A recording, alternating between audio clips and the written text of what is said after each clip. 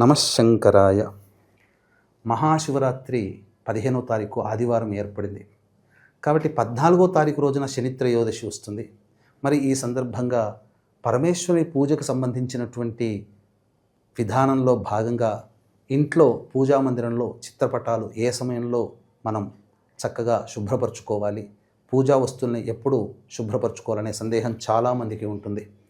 కాబట్టి 14వ తారీఖు ద్వాదశి తిథి మధ్యాహ్నం 3:47 వరకు ఉంటుంది. కాబట్టి సాయంకాలం త్రయోదశి తిథి చాలా శుభమైనటువంటిది. శనివారము కొంత పనికిరాదు, కానీ తిథి చేత కొంత యోగ్యత కలుగుతుంది.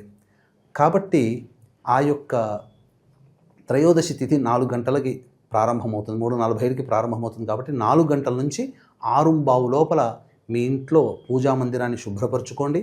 అలాగే పూజా వస్తువుల్ని శుభ్రపరచుకోండి, దేవతా విగ్రహాన్ని చిత్రపటాలను శుభ్రపరచుకోండి.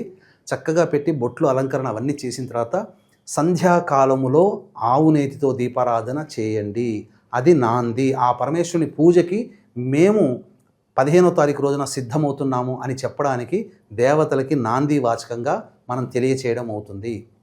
అయితే 15వ తారీఖు రోజున సుప్రసిద్ధ కాశీక్షేత్రంలో సాయంకాలం ప్రదోషకాల సమయంలో మీ యొక్క సంకల్పం నెరవేరడం కోసం మీ గోతనామాదులతో విశ్వేశ్వరుని దేవాలయ ప్రాంగణ సమీపంలో రుద్రపారాయణాలు, రుద్రాభిషేకాలు జరిపించి శక్తిపాతం చేసినటువంటి కరుంగలి మాల ఇవ్వడం జరుగుతుంది. కాబట్టి 15వ తారీఖు సాయంత్రం 6 గంటల లోపల మీ గోత్రనామాదులు నమోదు చేసుకోవచ్చు.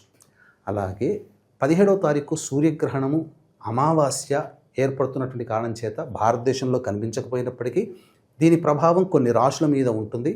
కావున వృషభ, మిథున, కర్కాటక, సింహ, తుల, వృశ్చిక, మకర, కుంభ, మీన రాశిలో జన్మించినటువంటి వారికి ఈ యొక్క గ్రహణదోష నివారణార్థమై 17వ తారీఖు రోజున మధ్యాహ్నం 3 గంటలకి కాశీక్షేత్రంలో గ్రహణదోష నివారణ పూజలు, హోమాలు, చండీ హోమము, మృత్యుంజయ, రుద్ర, సుదర్శన, సుబ్రహ్మణ్య, కాలభైరవ, అలాగే లక్ష్మీ హోమాలు, శనిదోష నివారణ పూజలు, హోమాలు జరిపించి శక్తిపాతం చేసినటువంటి కరుంగలి మాల ఇవ్వడం జరుగుతుంది.